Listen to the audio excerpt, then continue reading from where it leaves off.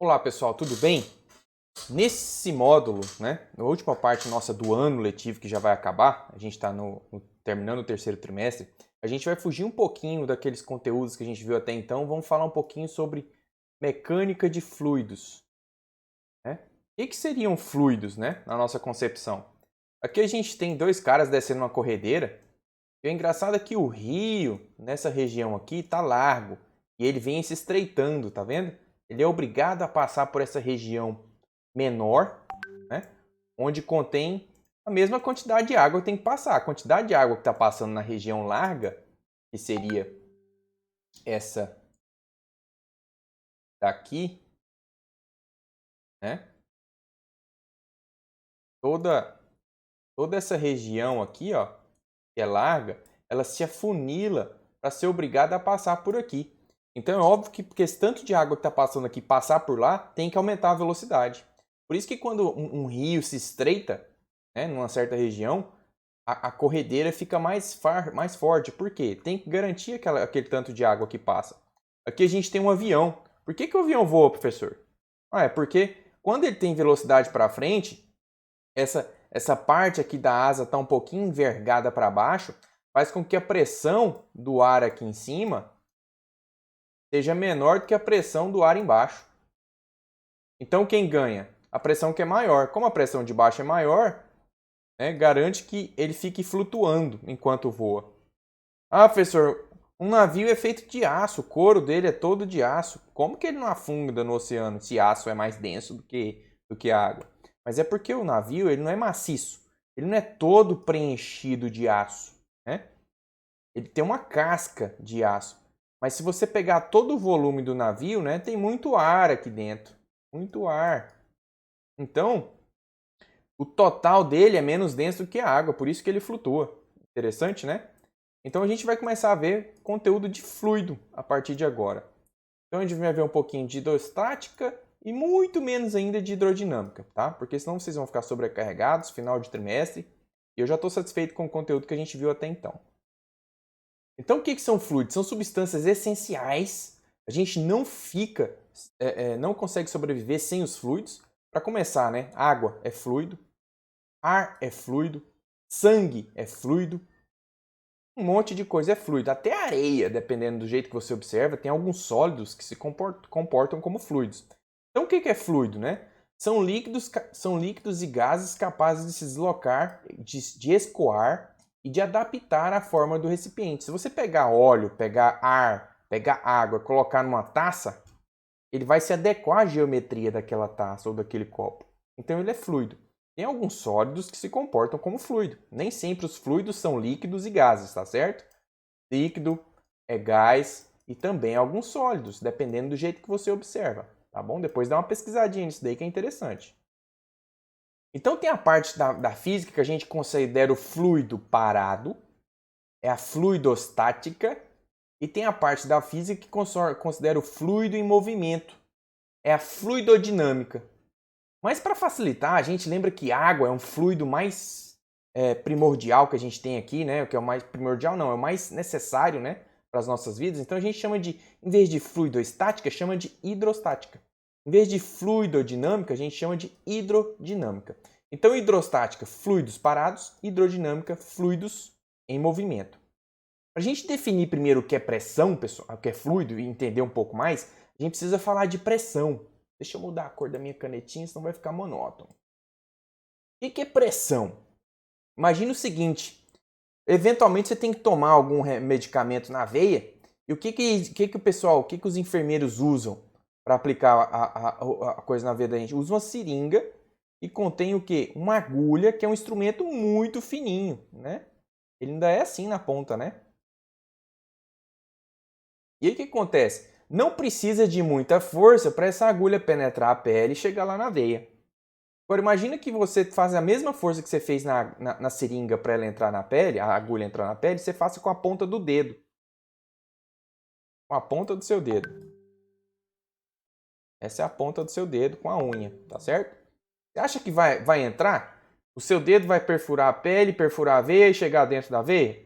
Não vai. Mas, professor, eu apliquei a mesma força. Como que uma força permite que um instrumento penetre a pele E aplicando a mesma força usando outro instrumento, agora o dedo, eu não consigo penetrar a pele. Ah, tem um conceito envolvendo aqui. A agulha, né? Aqui é um exagero da agulha, certo? A agulha, ela tem uma área de contato. Imagina que ela vai entrar em contato com a pele, certo? Essa área, onde essa força aplicada, essa área é muito pequena, vai deixar com que a seringa, a agulha penetre na pele. Mas se a gente usar essa mesma força, a área de contato da ponta do dedo com a pele vai ficar muito grande. Então não vai ter, essa força não vai ser suficiente para penetrar a pele e chegar na veia. Ah, então peraí. Então para a gente falar de pressão, tem que falar de força, tem que falar de quê? De área. Aqui a nossa área está representada por uma superfície S. Superfície S é o mesmo que área, tá certo? Área. Então a definição de pressão é força dividido por área. É quão distribuída a força está numa área, certo? Lembra da agulha? A agulha você tem uma força, mas a área é muito pequenininha. Então o que vai acontecer com a pressão? Vai ser grandona, tá certo? Às vezes essa força ela não é aplicada perpendicularmente, como está dizendo aqui, ó. Não é perpendicular à área, ela é inclinada. E aí tem que usar esse cosseno desse ângulo aqui, ó, para calcular a força direitinho. Mas por hora não preocupa com isso daqui, tá certo? Então pressão, a definição de pressão é quão distribuída a força está numa área, certo? Ah, mas e qual que é a unidade de medida de pressão então? Pressão é força por área, então a unidade de medida, lembra que esse cochetinho aqui significa a régua que a gente usa para medir. É a unidade de medida de pressão, vai ser a unidade de medida de força dividido pela unidade de medida de área. A gente chamou de superfície S. Qual que é a unidade de força no sistema internacional? Newtons. Qual que é a unidade de área no sistema internacional? Metro quadrado. Então é isso. A unidade de medida de pressão é o Newton por metro quadrado no sistema internacional. Tá certo? Então lembra, pressão é quão distribuída a força está na área. Se a pressão está muito concentrada, que ela está numa área pequenininha, se a força está muito concentrada numa área pequenininha, a pressão é grandona, certo? Agora, se a força está concentrada numa área muito grande, é uma força distribuída, a pressão é bem pequenininha, certo? Olha só, vamos comparar essas duas figuras. Aqui eu quero que um objeto, que nesse caso aqui é a minha faca, penetre na cenoura, certo? Então eu preciso que eu vou fazer uma força aqui, certo? Para a faca penetrar na cenoura. Mas além de fazer essa força, eu quero que essa faca tenha uma lâmina muito fininha. Por quê? A área de contato onde essa força vai ser transmitida é muito pequenininha. Se a área é pequenininha, essa força está muito distribuída ou pouco distribuída? Ela está pouco distribuída, ela está concentrada nesse corte aqui, fininho. Então a pressão, cara, vai ser muito grande. Por isso que com a faca afiada, né, eu faço pouca força, porque a área já é tão pequenininha que a pressão vai ser grande. Agora olha essa aqui, é o contrário. Eu não quero afundar na neve. Então toda a força que eu fizer no chão por conta do meu peso está distribuída nessas duas áreas grandonas aqui, ó. Então eu não vou ter pressão suficiente aqui, ó, para poder perfurar a neve e ficar preso, né? Se ele tivesse só com as áreas dos tênis, provavelmente ele afundaria e teria muita dificuldade para andar na neve. Olha essa pergunta. Em que situação você exerce maior pressão sobre o solo? Com os dois pés no chão ou com apenas um deles? Se você está com os dois pés no chão, certo? Esse aqui é o seu pé. Pé 1, pé 2. Todo o seu peso do seu corpo está distribuído nessas duas áreas aqui, que é o solado do seu pé no chão, ou do seu sapato, certo? Então a área aqui é grande ou é pequena? Lembra? Pressão é força por área. Lembra que a pressão é inversamente proporcional à área. Se a área é grande, pressão pequena. Área pequena, pressão grande. Quando eu estou com os dois pés no chão, a área de contato minha é maior do que se eu tiver com um pé só no chão, certo? Então, se a área é maior, o que acontece com a pressão? Ela é menor. Em que situação você exerce maior pressão, então? Com um pé ou com dois pés? com um pé só. Lembra, essa pressão é a dificuldade ou facilidade com que você tem de afundar. É mais fácil você afundar num pé só do que em dois, certo? Por quê? A área onde o seu peso está distribuído é num pé só, a área de um pé é área pequena. Área pequena, pressão grande. Área grande, pressão pequena. Sempre assim, certo? Continuemos. Aí tem um conceito muito importante também para a gente falar de fluidos, que é densidade e massa específica. Eles querem dizer basicamente a mesma coisa. Massa específica está falando de uma substância e densidade está falando de um corpo. Ah, professor, mas qual que é a diferença entre substância e corpo? Substância é algo homogêneo, é algo igualzinho. Corpo pode ter várias substâncias nele, certo? Então, por exemplo, ó, essa pergunta aqui é muito clássica, costuma cair no Enem. Qual que é mais pesado, 1 kg de algodão ou 1 kg de chumbo? Se eu colocar na balança. Ah, mas se é 1 kg de algodão e é 1 kg de chumbo, é óbvio que 1 kg é igual a 1 kg, certo? Então não tem nenhum mais pesado ou mais leve que o outro. Mas espera aí, para eu ter 1 kg de algodão, eu preciso de um volume grandão, porque o algodão ocupa muito volume. Para eu ter 1 kg de chumbo, basta um pouquinho, assim que eu já tenho 1 kg, certo? Então, ó, a grandeza na física que verifica quanto que essa massa está distribuída ou não no espaço, que é o mesmo que volume, é conhecido como densidade. Então, densidade é uma medida de quão a massa está distribuída ou não. Você vê que o chumbo, a massa do chumbo é concentrada num volume pequeno. Já a massa do algodão é concentrada num volume grandão.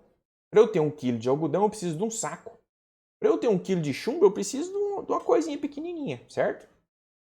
Então, essa medida é conhecida como densidade. É a divisão da massa pelo volume. Quão concentrada a massa está no volume. Lembra quando a gente definiu força aqui atrás? Definiu pressão? Opa, deixa eu voltar lá. Lembra quando a gente definiu pressão? E pressão é a força por área? Geralmente uma coisa é dividida pela outra, é quão a de cima está concentrada na de baixo. Pressão é quanto que a força está concentrada na área. Densidade é o quanto que a massa está concentrada no volume. É análogo. Pressão, distribuição da força na área, a área de contato. Densidade, distribuição da massa no volume, certo? Qual que é a unidade de medida de densidade? É a unidade de medida de massa dividido pela unidade de medida de volume. Qual que é a unidade de medida de massa no sistema internacional? Quilogramas. E de volume? Metro cúbico. Tá certo? Ah, mas tem algumas unidades de medida que são diferentes. Sim, tem grama por centímetro cúbico. Se a massa estiver em gramas e o volume estiver em centímetro cúbico, a densidade vai ser massa por centímetro cúbico. Tá certo? Dá uma lidinha aqui. Dá uma lidinha que isso aqui é importante para vocês revisarem como é que transforma uma unidade de medida na outra, tá? Olha só aqui algumas massas específicas, né? Por que estou usando massa específica? Porque eu estou falando só de platina, só de ouro, só de chumbo. Se eu misturar os dois, eu já começo a chamar de densidade. A fórmula é a mesma, só que o corpo não é mais homogêneo. Olha o quanto que a platina é densa. 21,4 gramas por centímetro cúbico. Ah, o que significa isso, professor? Agora a gente vai ver. Olha o ouro, 19,4 gramas por centímetro cúbico. E a gente vai descendo, né? Menos denso possível deles aqui é o ar, né? Ainda bem, né? O ar, a 20 graus Celsius, né? Na altura do nível do mar, tem a densidade de 0,0013 gramas por centímetro cúbico. É bem levinho, né? A gente precisa juntar, sei lá, 1.000 litros de ar vai ter mais ou menos 1 quilo, tá certo? Se você pegar 1.000 litros de ar e colocar na balança, vai pesar 1 quilo. A massa específica do ouro é 19,4 gramas por centímetro cúbico. O que significa isso daqui? Cuidado, eu vou perguntar isso aqui sempre nas avaliações. Significa o seguinte, que cada centímetro cúbico de ouro, se eu pegar um cubinho de ouro de 1 centímetro por 1 centímetro por 1 centímetro, um cubinho pequenininho de ouro e colocar na balança, vai pesar quanto? 19,4 gramas. É isso que significa, né? Cada volumezinho de centímetro cúbico do ouro vai ter 19,4 gramas. E assim da platina, né? Do alumínio. E assim vai. Beleza? Então, bora tentar fazer um exercício aqui. Um bloco de madeira de 200 gramas e volume de 500 centímetros cúbicos. Ele já deu o volume de 500 centímetros cúbicos. Por quê? Qual que é o volume de um paralelepípedo? É esse, vezes esse, vezes esse. 10 vezes 10? 100. Vezes 5, dá quanto? 500. Tá certo? Calcule a densidade desse bloco. Ah, professor, densidade é massa dividida pelo volume. A massa do bloco ele já deu, é 200 gramas. O volume, 500 centímetros cúbicos. 200 dividido por 500 vai dar 0,4. 0,4 o quê? A massa em gramas, tá aqui. O volume em centímetros cúbicos, tá aqui. Então, 0,4 gramas por centímetro cúbico. Significa que esse corpo aqui, ó, cada centímetro cúbico dele tem quanto de massa? 0,4 gramas, tá certo? Qual é a pressão exercida pelo bloco numa superfície horizontal de 100 centímetros quadrados? Primeiro, a força que o bloco faz no chão é devido à massa dele, certo? É devido à massa dele. A gente já qual que é a fórmula da densidade? É massa dividido pelo volume, certo? A densidade, aliás, qual que é a força que ele faz no chão? É a força peso, né? Lembra que força peso é a massa vezes a gravidade? Então a força que ele vai fazer no chão é a massa dele, que é 200 gramas, vezes a gravidade. Ah, o que é esse 10 a menos 3 aqui, ó? Porque eu quero achar a força em newtons. Então tudo tem que estar no sistema internacional. 200 gramas, para isso aqui virar quilograma, eu tenho que dividir por 1000. Dividir por 1000 é o mesmo que multiplicar por 10 a menos 3. Regra de potência, lembra? Vezes a gravidade, que é 10. Então 200 vezes 10 a menos 3 vezes 10 vai dar 2 newtons. Significa que o peso desse bloco aqui no chão, ó, é de 2 newtons, tá certo? Agora depende, né? Ele quer saber a pressão numa superfície horizontal de 100 centímetros quadrados. Então você tem aqui, ó, uma superfície de 100 centímetros quadrados. É essa área, tá certo? Só que esse bloco ele pode estar de duas formas, certo? Ou ele pode estar deitado assim, e essa vai ser a área de contato, certo? Ou ele pode estar deitado assim, vai ser essa a área de contato. Ou de cá, que é a mesma coisa, certo? Ou de cá, que é a mesma coisa, ou de cá, que é a mesma coisa. Só que só tem duas áreas diferentes nesse paralelepípedo. Uma que é 10 vezes 10, que é um quadrado de 10 por 10. Ou outra superfície que é um retângulo, né? De 10 por 5. Se você olhar as faces desse cubo aqui, desse quadrado. Então, uma área dele vai ser 100 metros quadrados. E a outra área dele vai ser o quê? 50 metros quadrados, que é a 10 por 5, certo? Uma 10 por 10 e outra 10 por 5.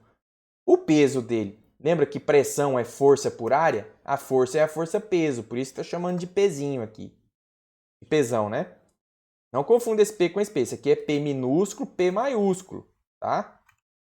Um é pressão, P minúsculo é pressão, P maiúsculo é força, força peso. A força peso a gente calculou aqui, 2 newtons. Em qual área? Se ele estiver deitado, vai ser a área de 100 centímetros quadrados. Então, 2 dividido por 100 vai dar 2 vezes 10 a menos 2 newtons por centímetro quadrado. Se a área que ele estiver deitado é a de 50 centímetros quadrados, então vai dar 4 vezes 10 a menos 2 newtons por centímetro quadrado. Beleza? Esses aí são os exercícios que vocês precisam fazer, tá certo? Um abraço, até a próxima.